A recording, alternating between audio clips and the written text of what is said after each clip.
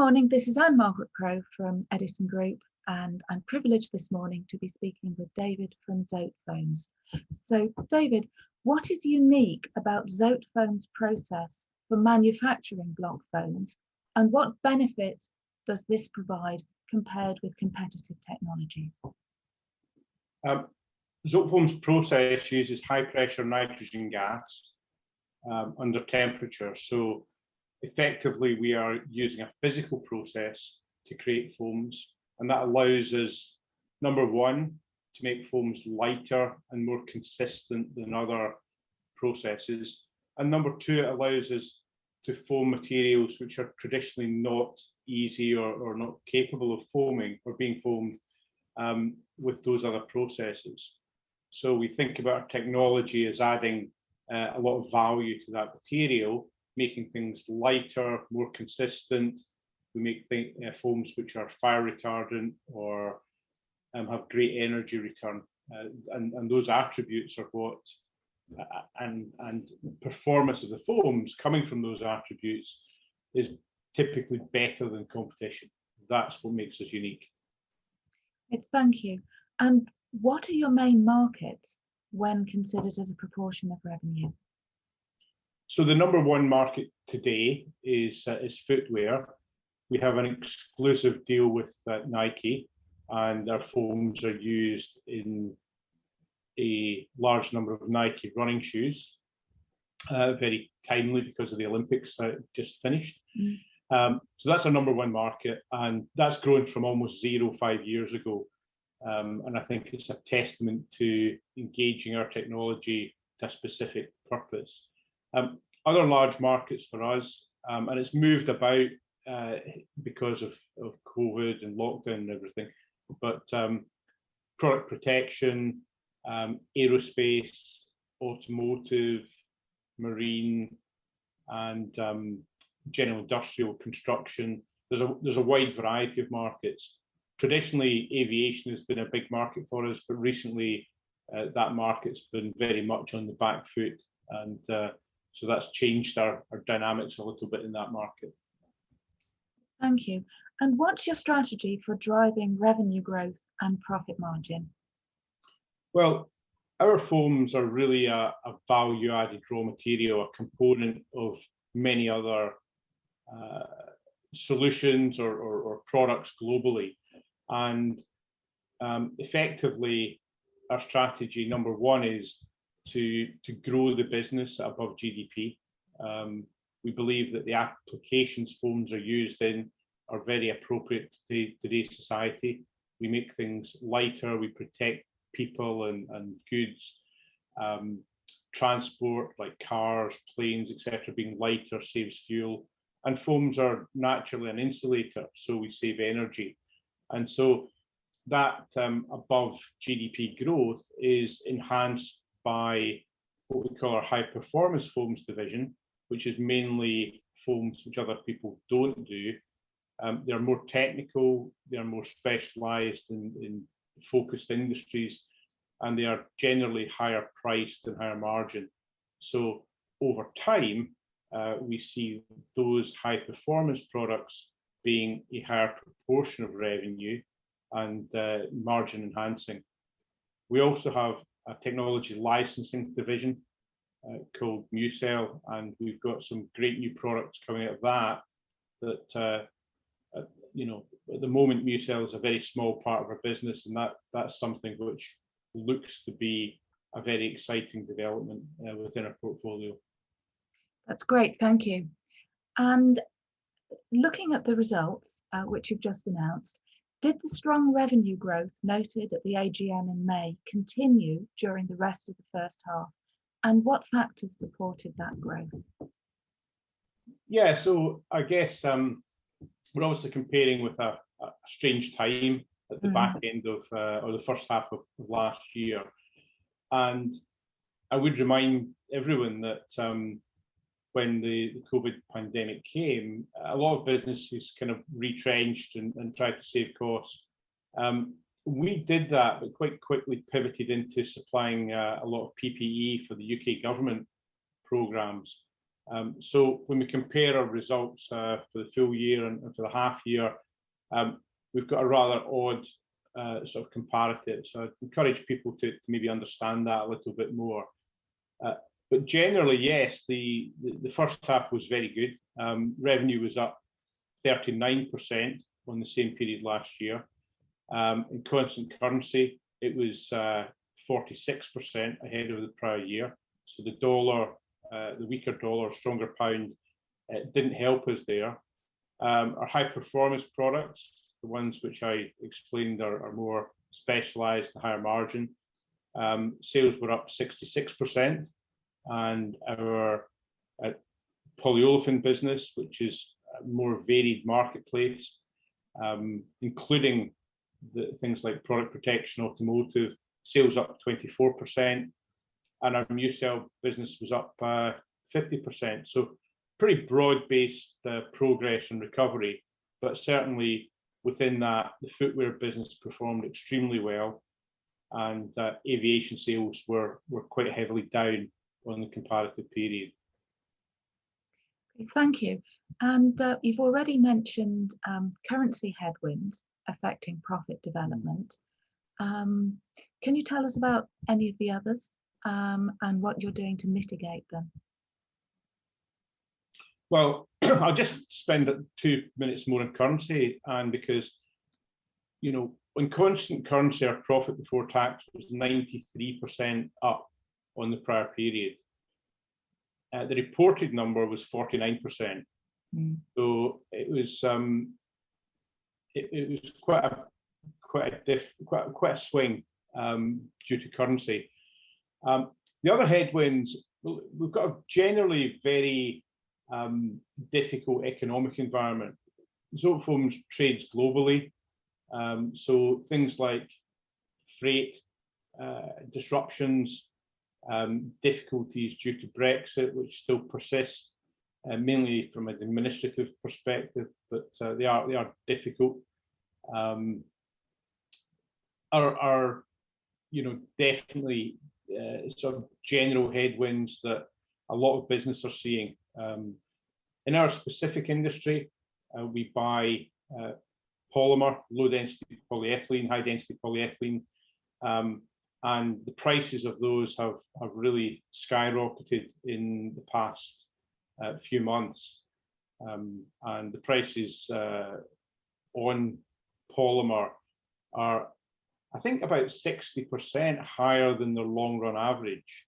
And for our polyolefin foams, that's the main raw material. So the prices began to increase late last year and really peaked around May, June. So, and have sort of stabilized at that very high level. So we have seen an impact in the first half. We've seen more of an impact on that in the second half. And to mitigate that, partly to mitigate it at least, we have increased our selling prices in most of our polyolefin products in May this year. And we should see the benefit of that selling price increase in our revenue. But I would still think that in the second half, margins are going to be under pressure from the polymer price and the general freight and duty difficulties that we are experiencing globally.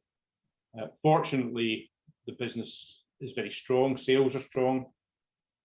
We've got a good order book going forward. Our product mix is good. We see aviation returning. So there's a lot of moving parts in the second half. And that's something we're managing very closely at the moment. That's great, thank you. And you've already spoken a little bit about your views on what's likely to happen in the second half. Is there anything that you'd like to add regarding outlook for the full year? Well, I think we feel confident in, you know, meeting market expectations. I think the shape of the business might be slightly different than people expect, but that's as a result of management reacting to the external environment, which is changing quite rapidly. We do expect perhaps that polymer prices will stay strong in the second half of input prices before seeing some relief early next year because polymer prices sitting at 60% above their long run average doesn't make sense in the current environment. And then I would like to say that we are, actively investing in the long term of the business. We have restarted. Well, we never really stopped, but we kind of curtailed investment in development, R&D, those sorts of things during the pandemic, as many people did because of the uncertainty. So there's a bit more money going in there. There's a decent amount of money going into our new resource products, which is part of the MuCell business, and developing that market, which could be hugely disruptive in the consumer packaging market, is one of our priorities for the longer term. So as we think about the rest of the year, it's about balancing those short and medium term pressures with the sales growth, and as a management team deciding where to invest for the best long term growth. And I will say that we have a very strong portfolio to do that, to choose from. Okay, that's very helpful, thank you.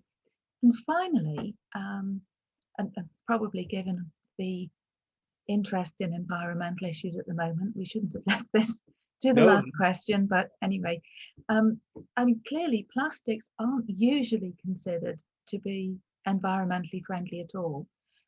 So can you tell us what Zotefoams is doing to reduce adverse environmental impact? Well, I completely understand why people think plastics are not environmentally friendly, because as a society, mostly we use them once and throw them away in a not very sensible manner, where they end up at best in landfill and at worst polluting the environment. Zotefoams' position on where our products are used, firstly, is that we don't really work, and other than the MuCell business, I'll come back to that in a minute, we don't really work in the consumer disposables market. Most of our products are going in to make things like cars insulated, better insulated, lighter, aircraft better insulated, lighter, which absolutely is a positive CO2, carbon benefit to society.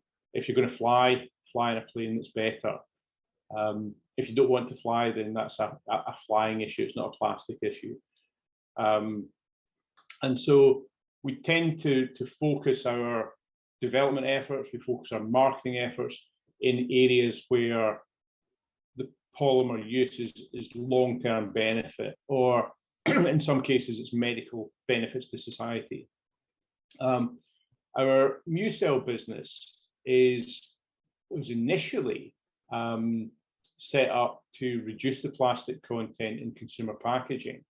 So we had some notable successes with people like Unilever, where we reduced the content of a plastic Dove bottle by 50%. And we have saved literally hundreds of thousands of tons of plastic over the years by using our technology to make products rather than from solid plastic, foam, and it just displaces the plastic, and the packaging performs the same. We have now changed focus on that technology to manufacture something which would replace a composite material. Now that might not sound very interesting to the majority of people, but if I can put it in context, when you buy your kids a box of apple juice for their lunchbox, or a carton of apple juice for your fridge, it's typically in a carton which is made of wood fiber, plastic, and aluminium, and all those things together make it very difficult to recycle. People will tell you this is card. Oh, it's mostly card, but the other things they add, the aluminium, the plastic cap, make it almost impossible to recycle, and certainly not into the same product. It's not recycled back into packaging. It's non-circular. We've developed technology that can, using a monomaterial, so it's a simple material, 100% plastic, in the same way as your milk carton can be recycled back into a milk carton. Our material can be used for an apple juice carton or something like that, and recycled back into an apple juice carton. So that's something which is we're very excited about. There are challenges to do that, and I think there are consumer challenges as well, because plastic has got this negative perception, but the negative perception comes from it being misused. And I think if we can get to a circular economy, plastic will be seen as a valuable commodity, and the way we treat our resources is important. And I think in the UK, we are seeing the same as in Europe, a real paradigm shift in the way people think about the planet and resources and pollution. And the argument is becoming, I think, a lot more nuanced than plastic good, plastic bad, everything else good. You know, there is, I think, an awareness that we need to use the right solutions in the right manner if we are to combat global warming and preserve our planet. So, so Zotefoams as a business does think about these things. We have our internal targets for, as many manufacturers do, for energy saving and waste saving and becoming more efficient. But more of our time, I've got to say, is spent about where our products are going and how they're being used. And this is something that, you know, we've been doing for quite a while. We're quite proud of a lot of the things we have done to reduce weight in planes or reduce carbon footprint of businesses globally. It really, you know, I think we're in a good position for that.